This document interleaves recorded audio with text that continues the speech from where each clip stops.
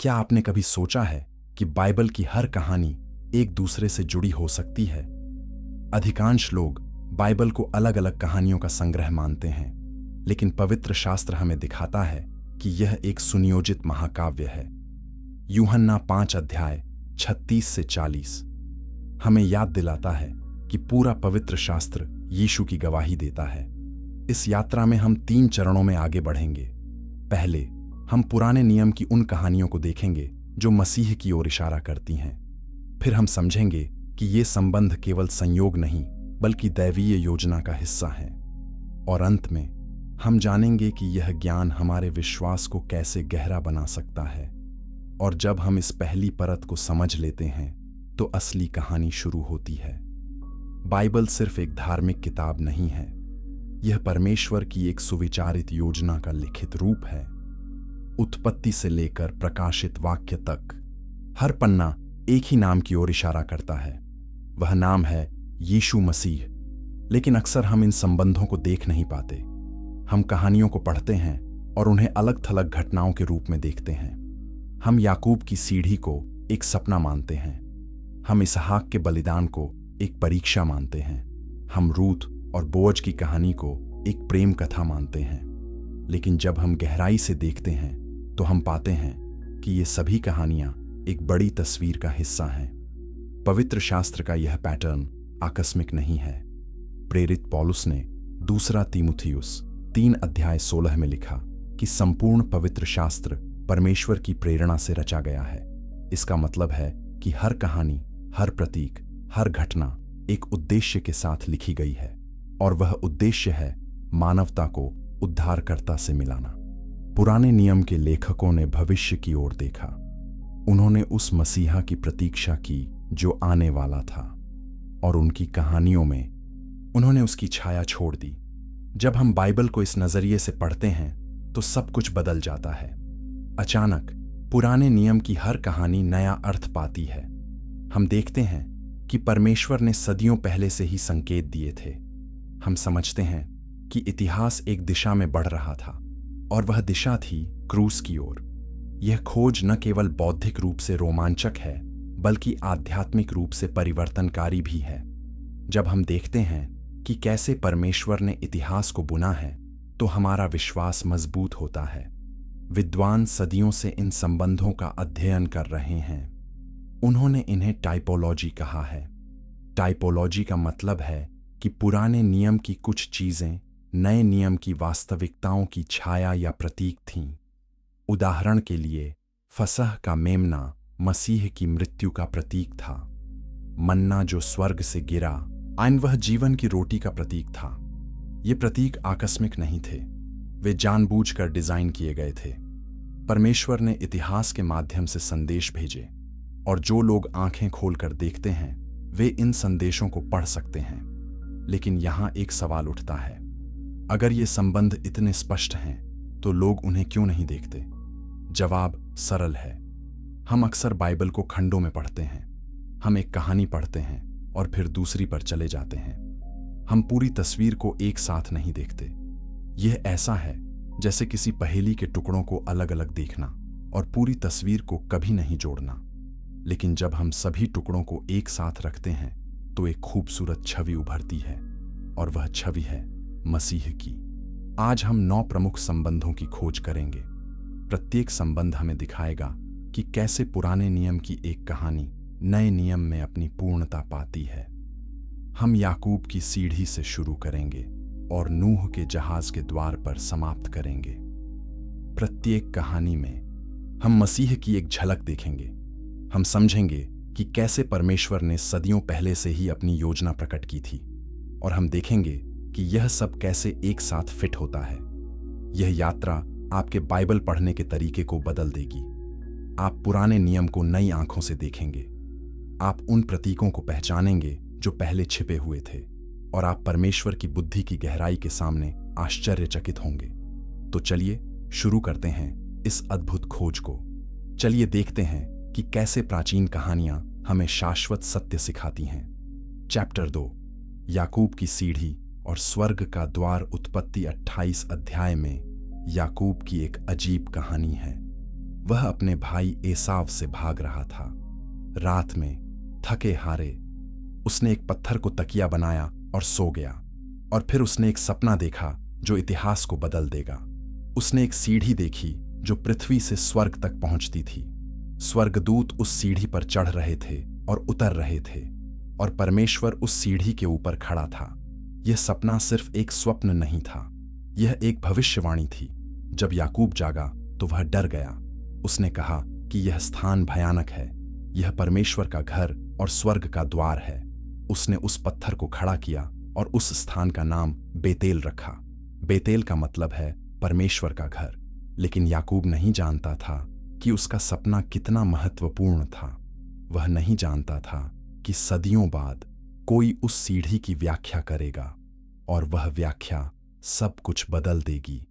यूहन्ना 1:51 में यीशु ने नथनएल से मुलाकात की। नथनएल ने यीशु को इज़राइल का राजा कहा, और यीशु ने एक आश्चर्यजनक बात कही। उसने कहा कि नथनएल स्वर्ग को खुला हुआ देखेगा, और वह स्वर्गदूतों को मनुष्य के पुत्र पर चढ़ते और उतरते हुए देखेगा। यह कथन याकूब की सीढ़ी का सीधा संदर्भ था। यीशु कह रहा था कि वह खुद वह सीढ़ी है, वह पृथ्वी और स्वर्ग के बीच का सेतु है। यह संबंध गहरा है। याकूब की सीढ़ी ने दिखाया कि स्वर्ग और पृथ्वी के बीच संपर्क संभव है, लेकिन वह सीढ़ी सिर्फ एक दृष्टि थी, यह वास्तविक नहीं थी। फिर यीशु आया और कहा कि वह वास्तविक सीढ़ी है। उसके माध्यम से लोग परमेश्वर तक पहुंच सकते हैं। उसके माध्यम से स्वर्ग और पृथ्वी फिर से जुड़ते हैं। पाप ने मानवता को परमेश्वर से अलग कर दिया था, लेकिन मसीह वह पुल बन गया जो दोनों को फिर से जोड़ता है। प्रेरित पौलुस ने पहला तीमुथियुस 2:5 में लिखा कि परमेश्वर और मनुष्यों के बीच एक मध्यस्थ है, और वह मध्यस्थ है मनुष्य मसीह यीशु। यह वही विचार है जो याकूब की सीढ़ी में छिपा था। परमेश्वर और मनुष्य के बीच एक कनेक्शन चाहिए, और यीशु वह कनेक्शन है। बिना उसके हम परमेश्वर तक नहीं पहुंच सकते। बिना उसके स्वर्ग हमारे लिए बंद है। लेकिन यहां एक और गहरी बात है। याकूब के सपने में स्वर्गदूत सीढ़ी पर चढ़ रहे थे और उतर रहे थे। यह क्या दर्शाता है? यह दर्शाता है कि मसीह के माध्यम से स्वर्ग और पृथ्वी के बीच निरंतर संचार होता है। परमेश्वर की सेवा करने वाले स्वर्गदूत मसीहियों की सेवा के लिए भेजे जाते हैं। इब्रानियों 1:14 कहता है कि स्वर्गदूत सेवा करने वाली आत्माएं हैं। वे उन लोगों की सहायता के लिए भेजे जाते हैं जो उद्धार के वारिस होंगे। यह सब मसीह के माध्यम से संभव है। कुछ विद्वान सवाल उठाते हैं, क्या याकूब वास्तव में मसीह को देख रहा था, या यह केवल बाद की व्याख्या है? लेकिन बाइबल स्पष्ट है। यीशु ने खुद इस संबंध को बनाया। वह जानता था कि याकूब ने क्या देखा था, और उसने घोषणा की कि वह उस दर्शन की पूर्णता है। यह केवल एक आध्यात्मिक व्याख्या नहीं है, यह दैवीय प्रकाशन है। परमेश्वर ने याकूब को एक झलक दी थी, और फिर यीशु ने उस झलक को वास्तविकता में बदल दिया। आज हम उस सीढ़ी की शक्ति का अनुभव कर सकते हैं। जब हम प्रार्थना करते हैं तो हम मसीह के माध्यम से परमेश्वर तक पहुंचते हैं। जब हम परमेश्वर की उपस्थिति महसूस करते हैं तो यह मसीह के कारण है। वह हमारी पहुंच है, वह हमारा मार्ग है। यूहन्ना 14:6 में यीशु ने कहा कि वह मार्ग, सत्य और जीवन है।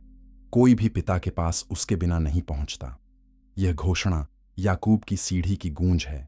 यीशु वह एकमात्र रास्ता है जो हमें घर ले जाता है। याकूब की कहानी हमें याद दिलाती है कि परमेश्वर हमेशा हमारे साथ रहना चाहता था। पाप ने हमें अलग कर दिया, लेकिन परमेश्वर ने एक योजना बनाई। उस योजना में एक सीढ़ी थी, एक पुल, एक मार्ग, और वह मार्ग बन गया देहधारी। यीशु मसीह में स्वर्ग पृथ्वी पर आया, और अब उसके माध्यम से हम स्वर्ग तक पहुंच सकते हैं। लेकिन अगला संबंध और भी आश्चर्यजनक है। चलिए देखते हैं कि कैसे एक प्राचीन संदूक एक युवा कुंवारी से जुड़ता है। चैप्टर 3, वाचा का संदूक और मरियम का रहस्य। पुराने नियम में मैं वाचा का संदूक सबसे पवित्र वस्तु थी। यह सोने से मढ़ा हुआ था, और इसमें परमेश्वर की उपस्थिति वास करती थी। 10 आज्ञाएं इस संदूक में रखी गई थीं। मन्ना का एक बर्तन भी इसमें था। और हारून की छड़ी जो फूल गई थी। यह संदूक इज़राइल के लिए परमेश्वर की उपस्थिति का प्रतीक था। जहां संदूक जाता था वहां परमेश्वर की शक्ति प्रकट होती थी। लेकिन क्या आप जानते हैं कि नए नियम में एक नया संदूक है? लूका 1 अध्याय में मरियम की कहानी है। स्वर्गदूत गब्रिएल उसके पास आया और घोषणा की कि वह गर्भवती होगी। पवित्र आत्मा उस पर आएगा और सर्वशक्तिमान की शक्ति उसे ढक लेगी, और जो बच्चा पैदा होगा वह परमेश्वर का पुत्र कहलाएगा। मरियम ने हाँ कहा, और उस क्षण से वह कुछ खास बन गई। वह नया वाचा का संदूक बन गई। वह स्थान बन गई जहां परमेश्वर की उपस्थिति वास करती थी। इस संबंध को देखने के लिए हमें लूका की कहानी और पुराने नियम की कहानियों की तुलना करनी होगी। दूसरा, शमूएल 6 अध्याय में दाऊद वाचा के संदूक को यरूशलेम लाया। जब संदूक आया तो दाऊद ने परमेश्वर के सामने नाचकर आनंद मनाया। ओबेदेदोम के घर में संदूक 3 महीने रहा और परमेश्वर ने उस घर को आशीष दी। अब लूका 1 अध्याय की कहानी देखिए। मरियम एलीशिबा से मिलने गई। जब एलीशिबा ने मरियम की आवाज सुनी तो उसके गर्भ में बच्चा उछल पड़ा। एलीशिबा ने कहा कि वह धन्य है, और मरियम लगभग 3 महीने एलीशिबा के साथ रही। ये समानताएं आकस्मिक नहीं हैं। लूका जानबूझकर वाचा के संदूक की यात्रा और मरियम की यात्रा के बीच संबंध बना रहा है। जिस तरह वाचा का संदूक परमेश्वर की उपस्थिति को ले जाता था, उसी तरह मरियम यीशु को अपने गर्भ में ले जा रही थी, और यीशु परमेश्वर का देहधारी रूप है। कुलुस्सियों 2 अध्याय 9 कहता है कि मसीह में परमेश्वरत्व की सारी परिपूर्णता देहधारी रूप में वास करती है। मरियम सचमुच परमेश्वर को अपने अंदर ले जा रही थी। पुराने संदूक में 3 चीजें थीं: 10 आज्ञाओं की पट्टियां, मन्ना का बर्तन और हारून की छड़ी। अब यीशु के बारे में सोचिए। वह जीवित व्यवस्था है। यूहन्ना 1 अध्याय 1 कहता है कि वचन परमेश्वर था और वचन देहधारी हुआ। यीशु स्वर्ग से आई जीवन की रोटी है, और वह महायाजक है जो मृत्यु पर विजय पाता है। जैसे हारून की छड़ी ने फूल कर नया जीवन दिखाया था, तो मरियम के गर्भ में नई वाचा का संदूक पूरी तरह से भरा हुआ था। एलीशिबा का प्रश्न और भी स्पष्ट करता है। उसने पूछा कि मेरे प्रभु की माता मेरे पास क्यों आई? यह शब्द प्रभु महत्वपूर्ण है। एलीशिबा जानती थी कि मरियम कुछ खास ले जा रही है। वह समझ गई कि यह केवल एक बच्चा नहीं था, यह मसीहा था, परमेश्वर का पुत्र था। जब दाऊद ने वाचा के संदूक को देखा तो उसने भी ऐसा ही प्रश्न पूछा था। उसने कहा था कि परमेश्वर का संदूक मेरे पास कैसे आ सकता है? दोनों प्रश्न समान हैं। दोनों परमेश्वर की उपस्थिति की पहचान के प्रश्न हैं। यह संबंध हमें बताता है कि यीशु का आगमन अचानक नहीं था। यह परमेश्वर की योजना की परिणति थी। पुराना संदूक एक प्रतीक था। यह भविष्य की ओर इशारा कर रहा था, और जब यीशु आया तो वह प्रतीक वास्तविकता बन गया। अब हमें एक लकड़ी के संदूक की जरूरत नहीं है। हमारे पास जीवित परमेश्वर है जो हमारे बीच वास करता है। इम्मानुएल, परमेश्वर हमारे साथ। कुछ लोग सवाल उठाते हैं, क्या मरियम की पूजा की जानी चाहिए क्योंकि वह संदूक थी?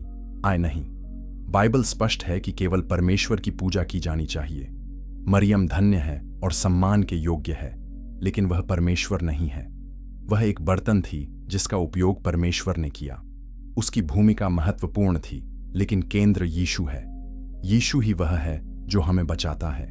यीशु ही वह है जिसे हम पूजते हैं। मरियम खुद भी यीशु को अपना उद्धारकर्ता कहती है। लूका 1 अध्याय 47 में वह कहती है कि उसकी आत्मा उसके उद्धारकर्ता परमेश्वर में आनंदित है। वाचा के संदूक की कहानी हमें याद दिलाती है कि परमेश्वर अपने लोगों के साथ रहना चाहता है। पुराने नियम में वह तंबू और मंदिर में वास करता था। नए नियम में वह यीशु में देहधारी हुआ, और अब पवित्र आत्मा के द्वारा वह विश्वासियों में वास करता है। पहला कुरिन्थियों 3 अध्याय 16 कहता है कि हम परमेश्वर का मंदिर हैं। परमेश्वर की आत्मा हम में वास करती है। तो संदूक की यात्रा जारी है। पहले लकड़ी का संदूक था, फिर मरियम थी, और अब हम हैं। चैप्टर 4, इसहाक का बलिदान और परमेश्वर का मेमना। उत्पत्ति 22 अध्याय बाइबल की सबसे दिल दहला देने वाली कहानियों में से एक है। परमेश्वर ने अब्राहम से कहा कि वह अपने बेटे इसहाक को होम बलि के रूप में चढ़ाए। यह आदेश भयानक था। अब्राहम ने वर्षों इसहाक की प्रतीक्षा की थी। यह वादे का पुत्र था, लेकिन परमेश्वर ने कहा कि उसे बलिदान करो, और अब्राहम ने आज्ञा मानी। वह इसहाक को लेकर मोरियाह पर्वत पर गया। उसने लकड़ी तैयार की, उसने वेदी बनाई, और जब वह चाकू उठाने वाला था, परमेश्वर ने उसे रोक दिया। परमेश्वर ने एक मेंढा प्रदान किया और इसहाक बच गया। यह कहानी केवल विश्वास की परीक्षा नहीं है, यह मसीह के बलिदान का एक शक्तिशाली पूर्वाभास है। हर विवरण यीशु की ओर इशारा करता है। चलिए देखते हैं कैसे। पहला, इसहाक वादे का पुत्र था। यीशु भी वादे का पुत्र है। यशायाह ने भविष्यवाणी की थी कि एक कुंवारी से पुत्र पैदा होगा और वह इम्मानुएल कहलाएगा। दोनों पुत्र चमत्कारिक रूप से आए। दोनों अपने पिता के प्रिय पुत्र थे। दूसरा, इसहाक ने खुद होम बलि की लकड़ी को अपनी पीठ पर ढोया। यीशु ने क्रूस को अपनी पीठ पर ढोया। यूहन्ना 19:17 कहता है कि यीशु अपना क्रूस उठाकर गलगुता नामक स्थान पर गया। इसहाक की यात्रा और यीशु की यात्रा समान थी। दोनों ने बलिदान के उपकरण को अपनी पीठ पर उठाया। दोनों आज्ञाकारी थे। तीसरा, कहानी में इसहाक ने एक सवाल पूछा। उसने कहा कि पिताजी, आग और लकड़ी तो है, लेकिन होम बलि के लिए मेमना कहाँ है? अब्राहम ने जवाब दिया कि परमेश्वर खुद मेमना प्रदान करेगा। यह कथन भविष्यवाणी थी। उस दिन परमेश्वर ने एक मेंढा प्रदान किया, लेकिन सदियों बाद परमेश्वर ने अंतिम मेमना प्रदान किया। यूहन्ना 1:29 में यूहन्ना बपतिस्मा देने वाले ने यीशु को देखा और कहा कि देखो, परमेश्वर का मेमना जो संसार के पाप उठा ले जाता है।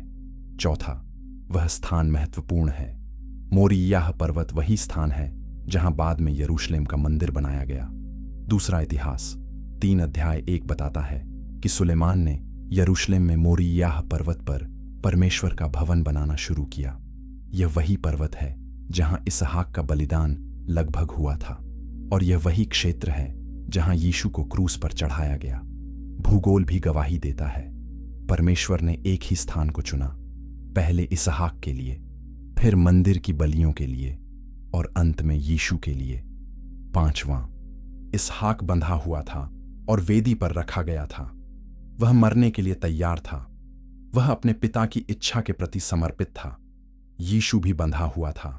उसे क्रूस पर कीलों से ठोका गया था और वह स्वेच्छा से गया। यूहन्ना 10:18 में यीशु ने कहा कि कोई मेरे प्राण मुझसे नहीं लेता, बल्कि मैं उन्हें आप देता हूं। इसहाक और यीशु दोनों आज्ञाकारी पुत्र थे। दोनों ने अपने पिता की इच्छा को स्वीकार किया। छठा, अंतिम क्षण में परमेश्वर ने हस्तक्षेप किया। इसहाक के लिए एक विकल्प प्रदान किया गया, लेकिन यीशु के लिए कोई विकल्प नहीं था। यीशु स्वयं विकल्प था।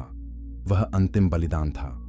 इब्रानियों 10:10 कहता है कि हम यीशु मसीह की देह के बलिदान के द्वारा एक ही बार सदा के लिए पवित्र किए गए हैं। इसहाक का बलिदान रुक गया क्योंकि यह सिर्फ एक तस्वीर थी, लेकिन यीशु का बलिदान पूरा हुआ क्योंकि यह वास्तविकता थी।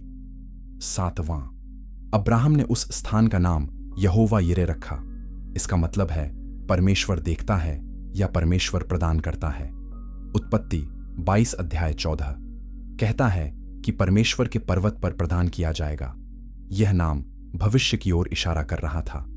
परमेश्वर ने देखा था कि मानवता को उद्धार की आवश्यकता है, और परमेश्वर ने प्रदान किया।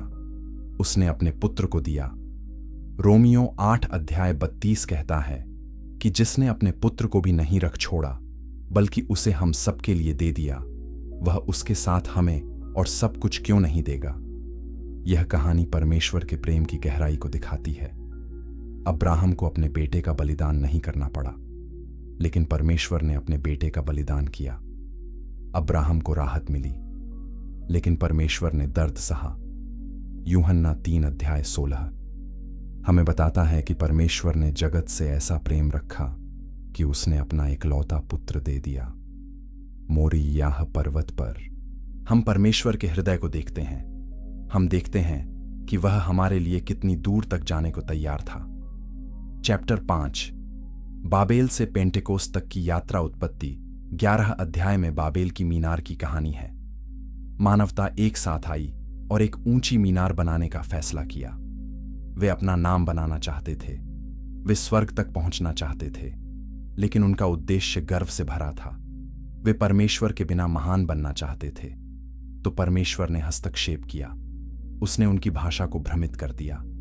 अचानक लोग एक दूसरे को नहीं समझ सके। वे बिखर गए। मीनार अधूरी रह गई। बाबेल का मतलब ही भ्रम है। यह मानवता के विभाजन का एक दुखद क्षण था, लेकिन परमेश्वर की योजना में हर विभाजन अस्थायी है। बाबेल मानवता की विफलता थी, लेकिन पेंटेकोस्ट परमेश्वर का समाधान था। प्रेरितों के काम 2 अध्याय में प्रेरित यरूशलेम में एकत्रित थे। अचानक स्वर्ग से एक आवाज आई। आग की लपटें प्रकट हुईं और हर एक के सिर पर ठहर गईं, और वे सब पवित्र आत्मा से भर गए। उन्होंने अन्य भाषाओं में बोलना शुरू किया। यह चमत्कार बाबेल के विपरीत था। बाबेल में भाषा भ्रम का कारण बनी, पेंटेकोस्ट में भाषा एकता का माध्यम बनी। उस दिन यरूशलेम में विभिन्न राष्ट्रों के लोग थे। वे पर्व मनाने आए थे। जब उन्होंने प्रेरितों को बोलते सुना तो वे चकित रह गए, क्योंकि हर कोई अपनी भाषा में परमेश्वर के महान कार्यों के बारे में सुन रहा था। पार्थी, मादी, एलामी, मिस्रवासी सभी अपनी मातृभाषा में संदेश सुन रहे थे। यह कैसे संभव था? यह पवित्र आत्मा की शक्ति थी। बाबेल में परमेश्वर ने भाषाओं को अलग किया था। पेंटेकोस्ट में परमेश्वर ने भाषाओं को एकजुट किया। यह चमत्कार केवल भाषाई नहीं था, यह आध्यात्मिक था। बाबेल में लोग अपने अहंकार से एकजुट थे। वे अपनी महिमा चाहते थे। पेंटेकोस्ट में लोग मसीह में एकजुट थे। वे परमेश्वर की महिमा चाहते थे। बाबेल मानव प्रयास की कहानी थी। पेंटेकोस्ट दैवीय हस्तक्षेप की कहानी थी। बाबेल ऊपर की ओर जाने का एक असफल प्रयास था। पेंटेकोस्ट स्वर्ग का नीचे आना था। पेंटेकोस्ट में पतरस ने उपदेश दिया। उसने यीशु के बारे में बताया। उसने क्रूस और पुनरुत्थान की घोषणा की और लोगों ने सुना। उन्होंने विश्वास किया। उस दिन लगभग 3000 लोगों ने बपतिस्मा लिया। बाबेल में लोग बिखर गए थे। पेंटेकोस्ट में लोग एक साथ आए। एक नया समुदाय बना। कलीसिया का जन्म हुआ, और यह कलीसिया हर जाति, हर भाषा, हर राष्ट्र के लोगों से बनी थी। पौलुस ने इफिसियों 2 अध्याय में इस एकता की व्याख्या की। उसने कहा कि मसीह ने यहूदियों और अन्य जातियों के बीच की दीवार को तोड़ दिया। उसने दोनों को एक नया मनुष्य बनाया। शत्रुता समाप्त हो गई। अब हम सब एक ही आत्मा के द्वारा पिता के पास पहुंच सकते हैं। बाबेल ने मानवता को विभाजित किया था, लेकिन मसीह मानवता को एकजुट करता है। बाबेल का श्राप पेंटेकोस्ट में उलट दिया गया। यह संदेश आज भी प्रासंगिक है। दुनिया अभी भी विभाजित है। भाषा, संस्कृति, जाति, राष्ट्र हमें अलग करते हैं, लेकिन मसीह में हम एक हैं। गलातियों 3 अध्याय 28 कहता है कि न यहूदी रहा, न यूनानी, न दास, न स्वतंत्र, न पुरुष, न स्त्री, क्योंकि तुम सब मसीह यीशु में एक हो। पवित्र आत्मा वह बंधन है जो हमें एक साथ बांधता है। हम अलग अलग भाषाएं बोल सकते हैं, लेकिन हमारे पास एक ही विश्वास है। हम अलग अलग संस्कृतियों से आ सकते हैं, लेकिन हमारे पास एक ही प्रभु है। पेंटेकोस्ट यह भी दिखाता है कि परमेश्वर सभी राष्ट्रों तक पहुंचना चाहता है। वह नहीं चाहता कि कोई नाश हो। दूसरा पतरस 3 अध्याय 9 कहता है कि प्रभु अपनी प्रतिज्ञा के विषय में देर नहीं करता, बल्कि तुम्हारे विषय में धीरज धरता है, क्योंकि वह नहीं चाहता कि कोई नाश हो, बल्कि यह कि सब मन फिराव तक पहुंचे। पेंटेकोस्ट में परमेश्वर ने दिखाया कि उसका सुसमाचार सभी के लिए है। हर जाति, हर भाषा, हर राष्ट्र मसीह में उद्धार पा सकता है। चैप्टर 6 मलिकिसिदक, रहस्यमय राजा और याजक उत्पत्ति। 14 अध्याय में एक रहस्यमय व्यक्ति प्रकट होता है। उसका नाम है मलिकिसिदक। वह शालेम का राजा और सर्वोच्च परमेश्वर का याजक है। अब्राहम युद्ध जीतकर लौटा और मलिकिसिदक उससे मिलने आया। उसने रोटी और दाखरस लाया। उसने अब्राहम को आशीष दी और अब्राहम ने उसे 10वां भाग दिया। फिर मलिकिसिदक गायब हो गया। बाइबल में वह केवल 3 बार उल्लिखित है, उत्पत्ति में, भजन 110 में और इब्रानियों में। लेकिन यह रहस्यमय व्यक्ति बहुत महत्वपूर्ण है। भजन 110 अध्याय 4 में परमेश्वर शपथ खाता है। वह कहता है कि तू मलिकिसिदक की रीति पर सदा के लिए याजक है। यह भजन मसीहाई है। यह भविष्य के राजा और याजक के बारे में बात करता है। लेकिन यहाँ एक समस्या है। इस्राएल में अमी राजा यहूदा के गोत्र से आते थे और याजक लेवी के गोत्र से आते थे। कोई भी व्यक्ति दोनों नहीं हो सकता था। तो यह भजन कैसे पूरा हो सकता है? यहीं मलिकिसिदक महत्वपूर्ण हो जाता है। इब्रानियों 7 अध्याय इस रहस्य को खोलता है। लेखक बताता है कि मलिकिसिदक एक प्रकार था। वह किसी और की ओर इशारा कर रहा था और वह कोई यीशु मसीह है। मलिकिसिदक का कोई वंशावली नहीं है। बाइबल उसके माता पिता के बारे में नहीं बताती। न उसके जन्म का उल्लेख है, न उसकी मृत्यु का। इब्रानियों कहता है कि वह परमेश्वर के पुत्र के समान है। यह विवरण जानबूझकर छोड़े गए हैं। वे दिखाते हैं कि मलिकिसिदक का याजकपन अलग था। यह वंशानुगत नहीं था, यह शाश्वत था। लेवीय याजक मर गए, उनका याजकपन उनके पुत्रों को दिया गया। लेकिन मलिकिसिदक का याजकपन कभी नहीं रुका। इब्रानियों 7 अध्याय 3 कहता है कि वह सदा के लिए याजक रहता है। यह यीशु का चित्र है। यीशु यहूदा के गोत्र से है, इसलिए वह लेवीय याजक नहीं हो सकता। लेकिन वह मलिकिसिदक की रीति का याजक है। उसका याजकपन उसके पुनरुत्थान पर आधारित है। वह हमेशा जीवित रहता है, इसलिए उसका याजकपन अविनाशी है। मलिकिसिदक ने अब्राहम को रोटी और दाखरस दिया। यह विवरण भी महत्वपूर्ण है। यीशु ने अंतिम भोज में क्या दिया? उन रोटी और दाखरस। उसने कहा कि यह उसकी देह और लहू है। नई वाचा उसके लहू में स्थापित है। मलिकिसिदक की सेवकाई और यीशु की सेवकाई के बीच संबंध स्पष्ट है। दोनों ने रोटी और दाखरस दिया, दोनों ने आशीष दी। दोनों राजा और याजक हैं। मलिकिसिदक शालेम का राजा था। शालेम का मतलब शांति है। बाद में शालेम यरूशलेम बन गया, तो मलिकिसिदक शांति का राजा था। यशायाह 9 अध्याय 6 यीशु को शांति का राजा कहता है। यीशु सच्ची शांति लाता है। यूहन्ना 14 अध्याय 27 में यीशु कहता है कि मैं तुम्हें शांति दिए जाता हूं, अपनी शांति तुम्हें देता हूं। जैसा जगत देता है मैं तुम्हें वैसे नहीं देता। मलिकिसिदक और यीशु दोनों शांति के राजा हैं। मलिकिसिदक सर्वोच्च परमेश्वर का याजक था। वह किसी मानवीय संस्था का हिस्सा नहीं था। उसकी नियुक्ति परमेश्वर से थी। यीशु भी ऐसे ही है। उसे मनुष्यों ने नियुक्त नहीं किया, परमेश्वर ने उसे याजक बनाया। इब्रानियों 5 अध्याय 5 कहता है कि मसीह ने महायाजक बनने की महिमा अपने आप नहीं ली, बल्कि परमेश्वर ने कहा कि तू मेरा पुत्र है, आज मैंने तुझे जन्म दिया है। यीशु की याजकता परमेश्वर की शपथ पर आधारित है। अब्राहम ने मलिकिसिदक को दशमांश दिया।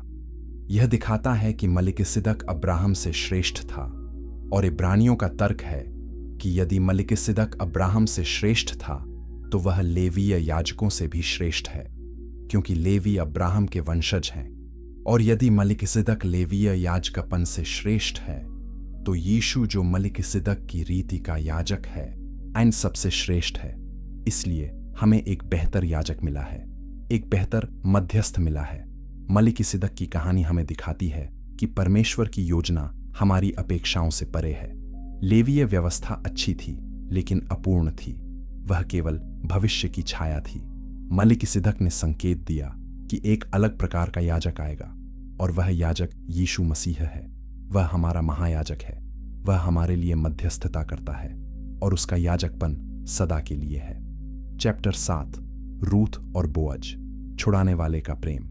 रूथ की किताब एक खूबसूरत प्रेम कहानी है, लेकिन यह सिर्फ प्रेम कहानी नहीं है, यह छुड़ाने की कहानी है। रूथ एक मोआबी महिला थी। वह इस्राएल की नहीं थी। उसका पति मर गया। उसकी सास नाओमी ने उसे वापस अपने लोगों के पास जाने को कहा, लेकिन रूथ ने मना कर दिया। उसने कहा कि जहां तू जाएगी आए मैं भी जाऊंगी। तेरे लोग मेरे लोग होंगे, तेरा परमेश्वर मेरा परमेश्वर होगा। यह विश्वास और भक्ति का एक शक्तिशाली कथन था। रूथ ने नाओमी के साथ बेतलेहम जाने का फैसला किया। बेतलेहम में रूत को भोजन की तलाश थी। वह बोअज के खेत में बालें बीनने गई। बोअज एक धनी व्यक्ति था और वह नाओमी का रिश्तेदार था। जब बोअज ने रूत को देखा तो वह प्रभावित हुआ। उसने अपने सेवकों को रूत की देखभाल करने को कहा। उसने रूत को भोजन दिया और उसने सुनिश्चित किया कि वह सुरक्षित रहे। बोअज का व्यवहार दयालु और उदार था, लेकिन इसमें और भी कुछ था। इज़राइल में एक कानून था। इसे छुड़ाने वाले का कानून कहा जाता था। लय व्यवस्था 25 अध्याय बताता है कि यदि कोई गरीब हो जाए और अपनी संपत्ति बेच दे तो उसका निकटतम रिश्तेदार उसे छुड़ा सकता है। रिश्तेदार संपत्ति वापस खरीद सकता था। यह व्यवस्था परिवार की रक्षा के लिए थी और बोअज रूत और नाओमी का छुड़ाने वाला बन सकता था। लेकिन एक और करीबी रिश्तेदार था। पहले उससे पूछना जरूरी था। नाओमी ने रूत को सलाह दी। उसने कहा कि बोअज के पास जाओ और उससे छुड़ाने के लिए कहो। रूत ने वैसा ही किया। उसने बोअज से विनती की और बोअज ने हां कहा, लेकिन पहले उसे दूसरे रिश्तेदार से बात करनी थी। बोअज नगर के फाटक पर गया। उसने दूसरे रिश्तेदार और गवाहों को बुलाया। उसने कहा कि नाओमी की जमीन बेची जा रही है, क्या आप इसे छुड़ाएंगे? ओ, रिश्तेदार ने कहा, हां। फिर बोअज ने कहा कि रूत भी इसके साथ आती है, आपको उससे शादी करनी होगी। तब रिश्तेदार ने मना कर दिया। उसने कहा कि यह उसकी विरासत को नुकसान पहुंचाएगा। तो बोअज ने छुड़ाने का अधिकार ले लिया। बोअज ने रूत से शादी की। उसने नाओमी की संपत्ति छुड़ा ली और उसने रूत को एक नया जीवन दिया। रूत, जो एक विदेशी थी, अब इस्राएल के परिवार का हिस्सा बन गई और उनका बेटा ओबेद हुआ। ओबेद यिशै का पिता था और यिशै दाऊद का पिता था। तो रूत मसीह की वंशावली में है। यह अद्भुत है। एक मोआबी महिला जो बचाई गई और मसीह के वंश में शामिल हुई। अब देखिए कि यह कहानी यीशु की ओर कैसे इशारा करती है। बोआज एक छुड़ाने वाले की भूमिका में है। यीशु हमारा छुड़ाने वाला है, लेकिन छुड़ाने के लिए कुछ शर्तें थीं। पहली, छुड़ाने वाला निकटतम रिश्तेदार होना चाहिए। बोअज नाओमी का रिश्तेदार था। यीशु हमारा रिश्तेदार कैसे बना? और वह मनुष्य बन गया। इब्रानियों 2 अध्याय 14 कहता है कि चूंकि बच्चे मांस और लहू के भागी हैं, इसीलिए वह भी उनके समान उनमें सहभागी हुआ। यीशु ने मानव स्वरूप लिया ताकि वह हमारा छुड़ाने वाला बन सके। दूसरी शर्त थी कि छुड़ाने वाला के पास छुड़ाने की क्षमता होनी चाहिए। उसके पास पैसा होना चाहिए। बोअज धनी था, उसके पास संसाधन थे। यीशु के पास छुड़ाने की क्षमता है, लेकिन उसने पैसे से नहीं बल्कि अपने लहू से छुड़ाया। पहला पतरस 1 अध्याय 18 से 19 कहता है कि तुम सोने या चांदी से नहीं बल्कि मसीह के बहुमूल्य लहू से छुड़ाए गए। यीशु ने अपना जीवन दिया, यही कीमत थी। तीसरी शर्त थी कि छुड़ाने वाला को इच्छुक होना चाहिए। पहले रिश्तेदार ने मना कर दिया। वह अपनी विरासत को जोखिम में नहीं डालना चाहता था, लेकिन बोअज तैयार था। वह रूत को बचाना चाहता था। यीशु भी तैयार था। फिलिप्पियों 2 अध्याय 7 से 8 कहता है कि उसने अपने आप को खाली कर दिया। उसने दास का रूप धारण किया। वह मनुष्य की समानता में आया और क्रूस की मृत्यु तक आज्ञाकारी रहा। यीशु हमें बचाने के लिए तैयार था। हमारे लिए उसका प्रेम उसे क्रूस पर ले गया। रूत को एक नया परिवार मिला, उसे एक नया नाम मिला, उसे एक नई विरासत मिली। जब हम यीशु में विश्वास करते हैं तो हमारे साथ भी यही होता है। हम परमेश्वर के परिवार में शामिल होते हैं। हमें एक नया नाम मिलता है, हम मसीही कहलाते हैं और हमें एक नई विरासत मिलती है। पहला पतरस 1 अध्याय 4 कहता है कि हमारे लिए स्वर्ग में एक अविनाशी, निष्कलंक और अमर विरासत रखी गई है। रूत की कहानी हमें याद दिलाती है कि परमेश्वर का प्रेम सीमाओं को नहीं जानता। रूत एक बाहरी व्यक्ति थी, लेकिन परमेश्वर ने उसे शामिल किया। आज भी यीशु उन सभी को बुलाता है जो उसके पास आते हैं। कोई भी जाति, कोई भी पृष्ठभूमि, या कोई भी अतीत यीशु में उद्धार पा सकता है। चैप्टर 8 पीतल का सर्प और क्रूस का सत्य। गिनती 21 अध्याय में एक अजीब घटना घटी। इजरायली जंगल में भटक रहे थे। और फिर से उन्होंने परमेश्वर और मूसा के विरुद्ध बड़बड़ाया। वे भोजन और पानी से नाखुश थे, तो परमेश्वर ने उन्हें दंड दिया। उसने जहरीले सांप भेजे, सांपों ने लोगों को काटा और बहुत से लोग मर गए। लोग डर गए। वे मूसा के पास आए और कहा कि हमने पाप किया है, परमेश्वर से प्रार्थना करो कि वह सांपों को हटा दे। मूसा ने प्रार्थना की और परमेश्वर ने एक असामान्य समाधान दिया। परमेश्वर ने मूसा से कहा कि एक पीतल का सर्प बनाओ, उसे एक डंडे पर रखो, और जो कोई सांप द्वारा काटा गया हो, यदि वह पीतल के सर्प को देखे तो वह जीवित रहेगा। मूसा ने वैसा ही किया। उसने पीतल का सर्प बनाया और उसे ऊंचे डंडे पर लगाया, और जो कोई उसे देखता था वह बच जाता था। यह समाधान अजीब लगता है। एक सांप की छवि कैसे छंगाई ला सकती है? लेकिन यह घटना गहरी आध्यात्मिक सच्चाई की ओर इशारा कर रही थी। सदियों बाद यीशु ने इस घटना की व्याख्या की। यूहन्ना 3:14-15 में यीशु ने निकुदेमुस से कहा कि जैसे मूसा ने जंगल में सांप को ऊंचा किया, वैसे ही मनुष्य के पुत्र का भी ऊंचा किया जाना अवश्य है, ताकि जो कोई विश्वास करे वह अनंत जीवन पाए। यीशु स्पष्ट रूप से अपनी तुलना पीतल के सर्प से कर रहा था। वह कह रहा था कि जैसे इस्राएलियों को सर्प को देखना था, वैसे ही लोगों को उसे देखना होगा। यह संबंध कई स्तरों पर काम करता है। पहला, सांप पाप का प्रतीक है। उत्पत्ति 3 अध्याय में सर्प ने हव्वा को बहकाया, पाप संसार में आया और जंगल में सांपों ने लोगों को काटा। यह पाप के परिणाम का चित्र था। पाप मृत्यु लाता है। रोमियो 6:23 कहता है कि पाप की मजदूरी मृत्यु है। जैसे सांप के काटने से मृत्यु आती थी, वैसे ही पाप मृत्यु लाता है। दूसरा, पीतल का सर्प सांप जैसा दिखता था, लेकिन जहरीला नहीं था। यह एक छवि थी, वास्तविक सांप नहीं। यीशु पाप के समान बना, लेकिन बिना पाप के। दूसरा, कुरिन्थियों 5:21 कहता है कि जो पाप से अज्ञात था, उसी को परमेश्वर ने हमारे लिए पाप ठहराया। यीशु ने हमारे पाप को उठाया, लेकिन उसने खुद कभी पाप नहीं किया। वह निर्दोष मेमना था, लेकिन क्रूस पर उसे हमारे पाप के साथ पहचाना गया। तीसरा, सर्प को ऊंचे डंडे पर लगाया गया था। हर कोई उसे देख सकता था। यीशु को क्रूस पर ऊंचा किया गया। सभी ने उसे देखा। यूहन्ना 12:32 में यीशु ने कहा कि जब मैं पृथ्वी पर से ऊंचे पर चढ़ाया जाऊंगा तो सबको अपनी ओर खींचूंगा। क्रूस सार्वजनिक था, यह छिपा नहीं था। परमेश्वर का उद्धार खुले में घोषित किया गया। चौथा, बचने का तरीका सरल था। बस देखो, लोगों को कुछ करना नहीं था। उन्हें कोई बलिदान नहीं चढ़ाना था, कोई अनुष्ठान नहीं करना था, केवल विश्वास से देखना था, और वे जीवित रहते थे। उद्धार भी ऐसे ही है। हमें कुछ करना नहीं है। हम अपने कामों से नहीं बच सकते। इफिसियों 2:8-9 कहता है कि अनुग्रह ही से विश्वास के द्वारा तुम्हारा उद्धार हुआ है। यह तुम्हारी ओर से नहीं, परमेश्वर का दान है, कर्मों के कारण नहीं, ताकि कोई घमंड न करे। हमें केवल यीशु की ओर देखना है, उस पर विश्वास करना है, और हम बच जाते हैं। पांचवां, जो लोग देखने से मना करते थे वे मर गए। उनके पास विकल्प था, लेकिन अगर वे विश्वास नहीं करते थे तो वे मरते थे। आज भी लोगों के पास विकल्प है। यीशु की ओर देखो और जीवित रहो, या मना करो और अनंत मृत्यु का सामना करो।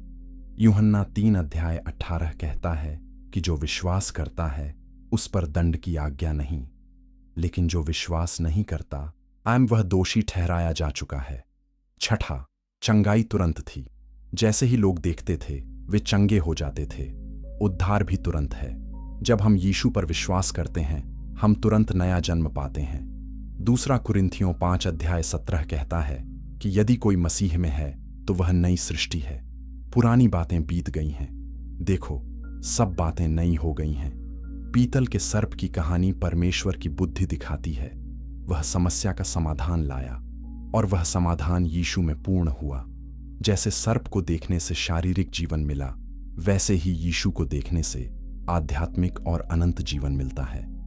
चैप्टर 9, शरण के नगर और मसीह में सुरक्षा व्यवस्था विवरण। 19 अध्याय में परमेश्वर ने एक असामान्य आदेश दिया। उसने इस्राएल को शरण के नगर स्थापित करने को कहा। ये विशेष नगर थे।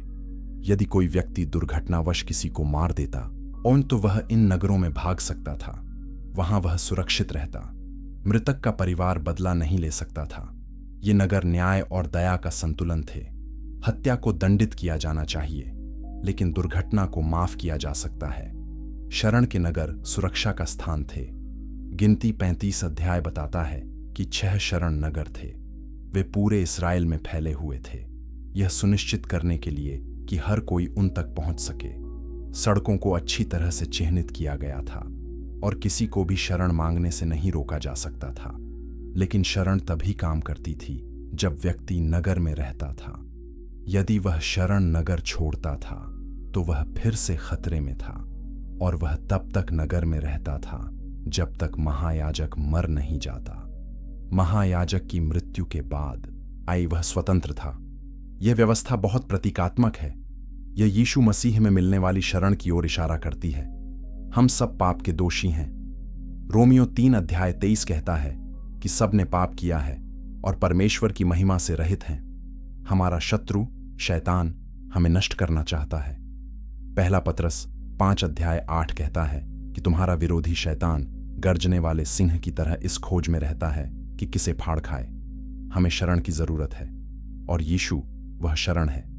इब्रानियों 6 अध्याय 18 से 19 इस संबंध को स्पष्ट करता है।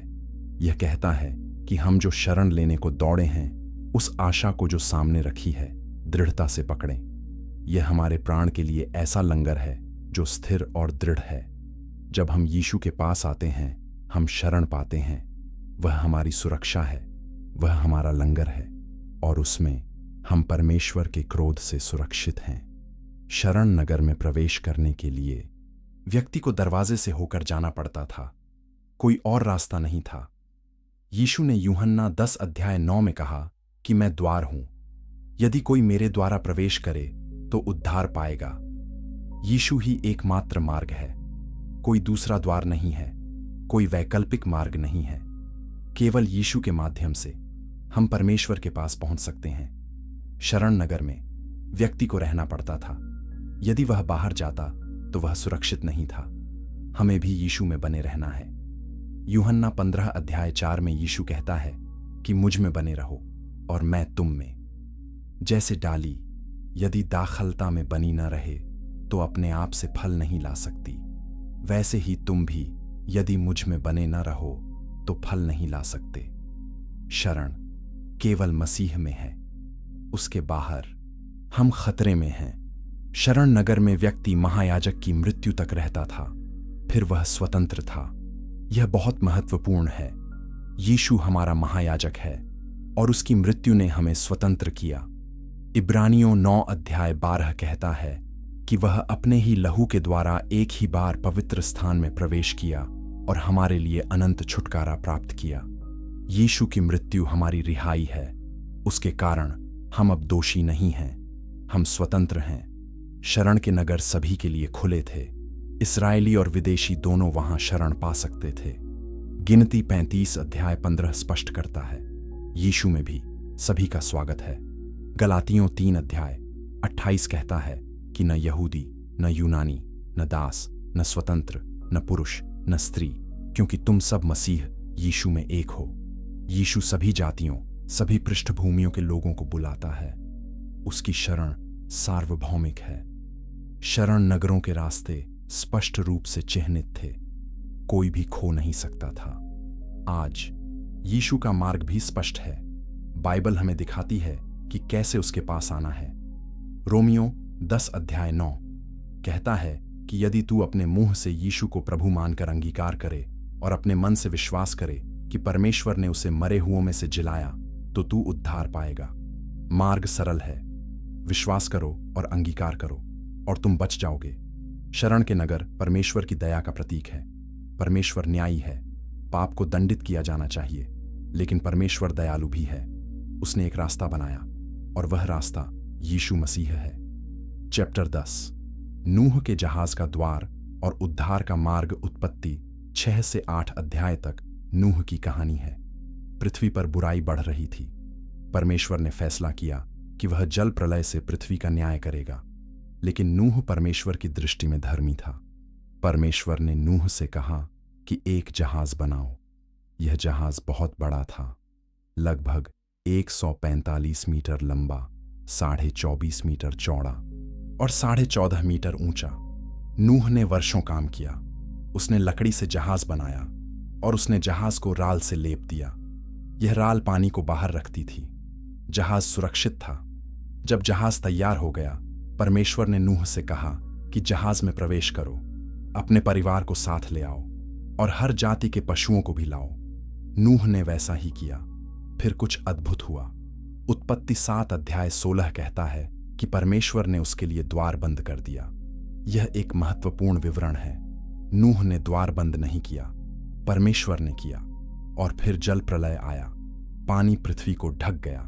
बाहर के सभी लोग मर गए, लेकिन जहाज के अंदर नूह और उसका परिवार सुरक्षित थे। जहाज ने उन्हें बचाया। यह कहानी उद्धार का एक शक्तिशाली चित्र है। जल प्रलय परमेश्वर के न्याय का प्रतीक है। दूसरा पतरस 3 अध्याय 6 से 7 कहता है कि जिस जगत उस समय था, आइन वह जल में डूबकर नाश हो गया, परंतु वर्तमान के आकाश और पृथ्वी उसी वचन के द्वारा न्याय के दिन के लिए रखे गए हैं। जल प्रलय आने वाले न्याय की झलक था और आज भी परमेश्वर का न्याय आ रहा है। पाप का हिसाब होगा। लेकिन जैसे नूह के समय में एक जहाज था, वैसे ही आज एक उद्धार है, और वह है यीशु मसीह। जहाज में केवल एक द्वार था, कोई दूसरा रास्ता नहीं था। यदि कोई जहाज में सुरक्षित रहना चाहता था तो उसे उस द्वार से होकर जाना पड़ता था। यीशु ने यूहन्ना 14 अध्याय 6 में कहा कि मैं मार्ग, सत्य और जीवन हूं। मेरे द्वारा बिना कोई पिता के पास नहीं पहुंच सकता। यीशु ही एकमात्र मार्ग है, कोई दूसरा उद्धारकर्ता नहीं है। प्रेरितों के काम 4 अध्याय 12 कहता है कि उद्धार किसी दूसरे में नहीं, क्योंकि स्वर्ग के नीचे मनुष्यों में कोई दूसरा नाम नहीं दिया गया जिसके द्वारा हम उद्धार पा सकें। यीशु ही द्वार है। जहाज को राल से लेप दिया गया था। इब्रानी शब्द जो राल के लिए प्रयोग किया गया है वह कोफर है, और यही शब्द प्रायश्चित के लिए भी प्रयोग होता है। लय व्यवस्था 17 अध्याय 11 में परमेश्वर कहता है कि लहू प्रायश्चित करता है। तो राल जो जहाज को ढकती थी, प्रायश्चित का प्रतीक थी। यीशु का लहू हमारा प्रायश्चित है। पहला यूहन्ना 1 अध्याय 7 कहता है कि उसके पुत्र यीशु का लहू हमें सब पापों से शुद्ध करता है। जैसे राल ने जहाज को सुरक्षित रखा, वैसे ही यीशु का लहू हमें सुरक्षित रखता है। परमेश्वर ने द्वार बंद किया। यह दिखाता है कि उद्धार परमेश्वर का कार्य है। नूह ने अपनी सुरक्षा नहीं की, परमेश्वर ने की। आज भी हम अपने आप को नहीं बचा सकते, परमेश्वर ही बचाता है। इफिसियों 2 अध्याय 8 कहता है कि अनुग्रह से विश्वास के द्वारा तुम्हारा उद्धार हुआ है। यह तुम्हारी ओर से नहीं, परमेश्वर का दान है। परमेश्वर ही वह है जो द्वार बंद करता है। परमेश्वर ही वह है जो हमें सुरक्षित करता है। जहाज के अंदर नूह और उसका परिवार तूफान से सुरक्षित थे। बाहर का पानी भयानक था, लेकिन अंदर वे संरक्षित थे। जब हम यीशु में हैं, हम परमेश्वर के क्रोध से सुरक्षित हैं। रोमियो 5 अध्याय 9 कहता है कि जबकि अब हम उसके लहू के कारण धर्मी ठहराए गए हैं, तो उसके द्वारा क्रोध से क्यों ना बचेंगे। यीशु हमारी शरण है, उसमें हम सुरक्षित हैं। जल प्रलय के बाद परमेश्वर ने एक नई वाचा बनाई। उसने वादा किया कि वह फिर कभी जल प्रलय से पृथ्वी का नाश नहीं करेगा। उसने एक इंद्रधनुष दिया, वाचा के संकेत के रूप में। जब हम यीशु में विश्वास करते हैं, परमेश्वर एक नई वाचा हमारे साथ बनाता है। लूका 22 अध्याय 20 में यीशु ने कहा कि यह प्याला मेरे लहू में नई वाचा है जो तुम्हारे लिए बहाया जाता है। हम नई वाचा के लोग हैं और यह वाचा अनंत है। नूह की कहानी एक चेतावनी भी है। बहुत से लोगों ने नूह की चेतावनी को अनदेखा किया। उन्होंने सोचा कि वह पागल है, लेकिन जब जल प्रलय आया तो बहुत देर हो चुकी थी। जहाज का द्वार बंद हो गया था। आज भी परमेश्वर हमें चेतावनी देता है।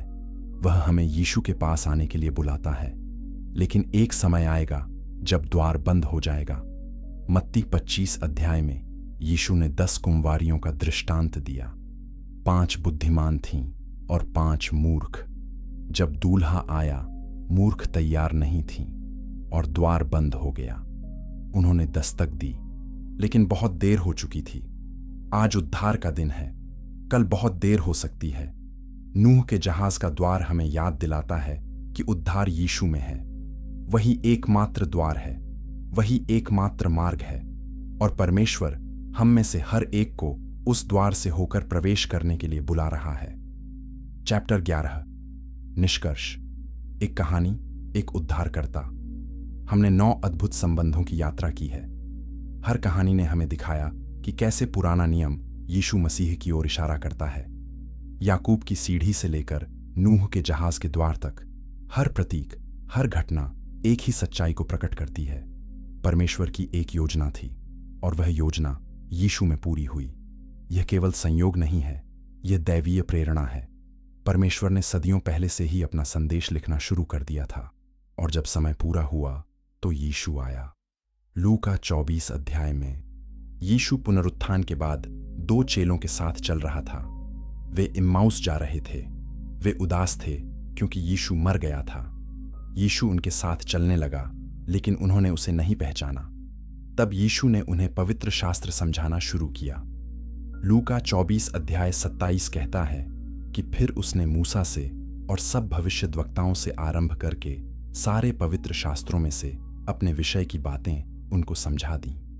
यीशु ने दिखाया कि पूरा पुराना नियम उसके बारे में था। हर कहानी उसकी ओर इशारा करती थी। जब हम बाइबल को इस नजरिए से पढ़ते हैं तो सब कुछ अर्थपूर्ण हो जाता है। हम देखते हैं कि परमेश्वर कितना बुद्धिमान है। उसने इतिहास को एक कहानी बनाया और उस कहानी के केंद्र में यीशु है। पुराने नियम की हर बलि यीशु की ओर इशारा करती थी। हर याजक यीशु की छाया था। हर भविष्यवाणी यीशु के आगमन की घोषणा करती थी। और जब यीशु आया तो सब कुछ पूरा हुआ। यीशु ने मत्ती 5 अध्याय 17 में कहा कि यह न समझो कि मैं व्यवस्था या भविष्यद्वक्ताओं को लोप करने आया हूं। लोप करने नहीं, बल्कि पूर्ण करने आया हूं। यीशु पुराने नियम का पूर्ण होना है। वह है जिसकी ओर सब कुछ इशारा कर रहा था। वह है जिसकी प्रतीक्षा सदियों से की जा रही थी। और जब वह आया तो उसने वह सब पूरा किया जो लिखा गया था। ये संबंध हमारे विश्वास को मजबूत करते हैं। वे हमें दिखाते हैं कि बाइबल विश्वसनीय है। यह केवल मानव लेखन नहीं है, यह परमेश्वर का वचन है। कोई भी मनुष्य ऐसी पुस्तक नहीं लिख सकता जो सदियों में इतने सटीक संबंधों को बुने। केवल परमेश्वर ही ऐसा कर सकता है, और यही बाइबल की सुंदरता है। यह एक दिव्य पुस्तक है। यह परमेश्वर का प्रकाशन है। ये संबंध हमें परमेश्वर के प्रेम को भी दिखाते हैं। परमेश्वर ने हमें अंधेरे में नहीं छोड़ा। उसने संकेत दिए, उसने सुराग छोड़े, उसने वादे किए, और फिर सही समय पर उसने अपने पुत्र को भेजा। गलातियों 4 अध्याय 4 से 5 कहता है कि जब समय पूरा हुआ तो परमेश्वर ने अपने पुत्र को भेजा। वह स्त्री से जन्मा, वह व्यवस्था के अधीन जन्मा, ताकि वह उन्हें छुड़ा ले जो व्यवस्था के अधीन थे।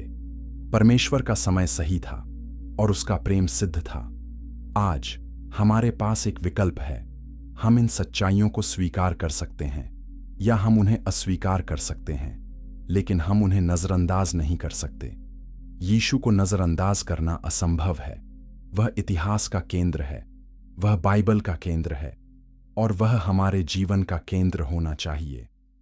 यूहन्ना 3 अध्याय 16 हमें याद दिलाता है कि परमेश्वर ने जगत से ऐसा प्रेम रखा कि उसने अपना इकलौता पुत्र दे दिया, ताकि जो कोई उस पर विश्वास करे वह नाश न हो बल्कि अनंत जीवन पाए। यह संदेश सरल है, लेकिन यह शक्तिशाली है। यीशु पर विश्वास करो, उसे अपना उद्धारकर्ता मानो, और तुम बच जाओगे। याकूब की सीढ़ी हमें याद दिलाती है कि यीशु हमारा मार्ग है। वाचा का संदूक हमें याद दिलाता है कि यीशु परमेश्वर की उपस्थिति है। इसहाक का बलिदान हमें याद दिलाता है कि यीशु परमेश्वर का मेमना है। पेंटेकोस्ट हमें याद दिलाता है कि यीशु एकता लाता है। मलिकिसिदक हमें याद दिलाता है कि यीशु हमारा महायाजक है। रूत और बोअज हमें याद दिलाते हैं कि यीशु हमारा छुड़ाने वाला है। पीतल का सर्प हमें याद दिलाता है कि यीशु को ऊंचा किया गया। शरण के नगर हमें याद दिलाते हैं कि यीशु हमारी शरण है।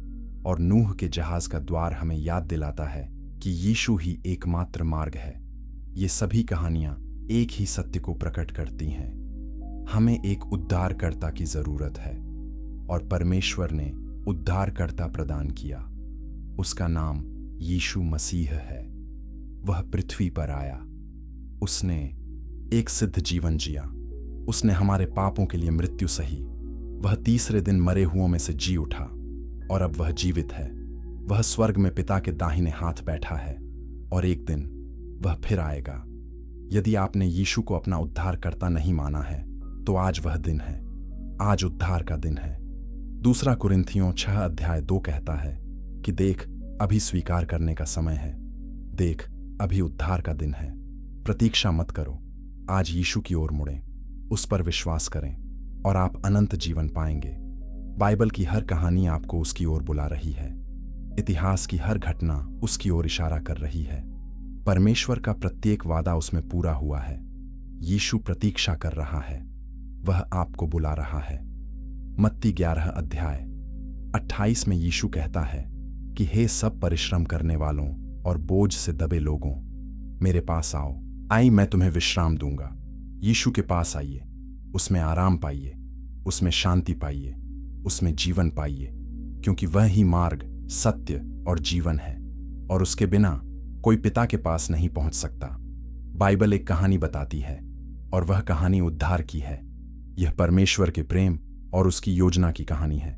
पहले पन्ने से लेकर आखिरी पन्ने तक सब कुछ यीशु की ओर इशारा करता है। वह अल्फा और ओमेगा है, आरंभ और अंत। वह है जो था, जो है और जो आने वाला है। और जब हम उसे देखते हैं, हम परमेश्वर को देखते हैं। यूहन्ना 14:9 में यीशु ने कहा कि जिसने मुझे देखा है उसने पिता को देखा है।